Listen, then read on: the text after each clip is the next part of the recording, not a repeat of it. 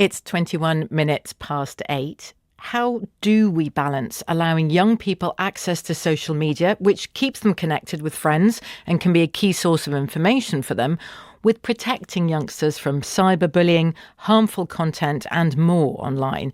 It's a subject, of course, that not just the UK is grappling with. You have governments, parents, child protection agencies the world over thinking about it. And Australia has announced it's pressing ahead with a social media ban for the under-16s, and that it's putting the onus on social media platforms as well as device manufacturers to keep young people safe. Julie Inman-Grant is Australia's Online Safety Commissioner. I will be asking each sector of the technology industry, from the device manufacturers to the app stores, to the ISPs and the search engines, to make sure that they're putting safeguards in place to protect children from harmful content like pornography, self-harm, and disordered eating material, so that there are safety protections built in up and down the stack, so there isn't a single point of failure, if you will. Here in the UK, Josh McAllister is a Labour MP bringing forward a private member's bill on online safety. I spoke to him just a bit earlier and I asked him about his thoughts on Australia's approach.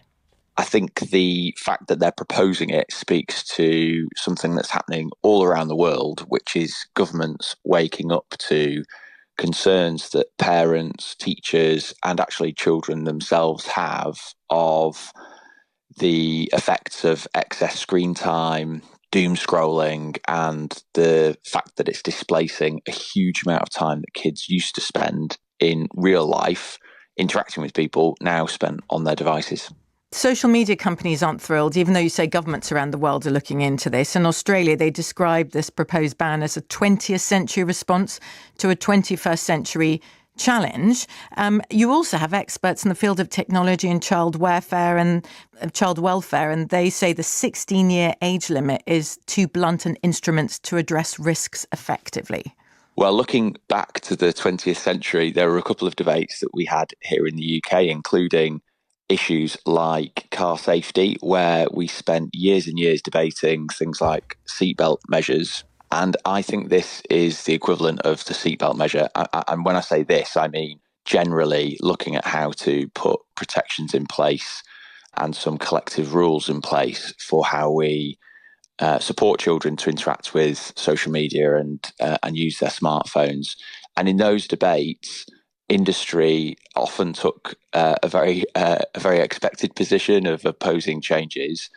But I do think the message to tech companies here in the UK, as we look to make different changes, should be that there's a first mover advantage. If companies can get ahead of this and act responsibly, there will be rewards from consumers, and we can then harness and make the most of technology here in the UK. Your bill also wants the age of internet adulthood, if you like, to be raised from 13, which it is at the moment in the UK, to 16.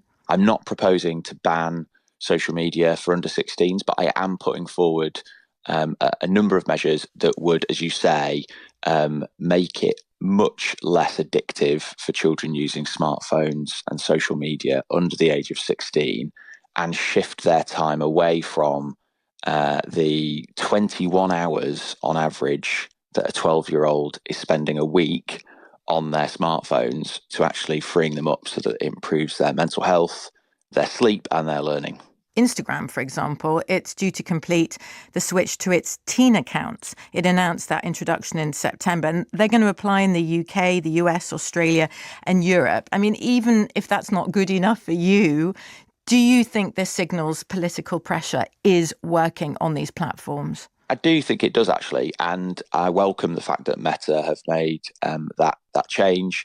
I've looked into some of the details of it, and I think it takes some very modest steps forward that gives parents a bit more control, protects children, and helps them switch off from social media a bit more easily. I want us to go quite a lot further. And one of the ways of doing that here in the UK would be to raise the age at which a child is able to give their permission for data sharing from 13 to 16. That would have the effect of making it much harder for tech companies to use children's data to feed algorithms that then feed stuff back to children that is very, very addictive and hard to get away from. What Australia is looking at is putting the onus of protection very much on social media platforms, but also device manufacturers. Do you want the government to push harder? I do want the government to push harder. That's why I'm putting forward a series of measures in a private member's bill, and I'm working with the Labour government to try and get their support for those measures. My bill will come forward for a second reading in March. And so there's quite a few more months really between where we are now and that date. And my hope is that I can persuade ministers that this is these are a set of actions that are worth taking and that they'll work.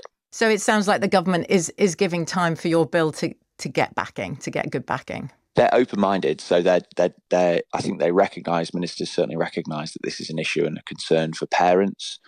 And whilst the Online Safety Act is, a very positive piece of legislation for addressing serious harms like violent images and really inappropriate content, what it doesn't do is really anything to challenge and tackle the rise in addictive by design features on smartphones and social media. Josh McAllister, Labour MP, thank you so much indeed.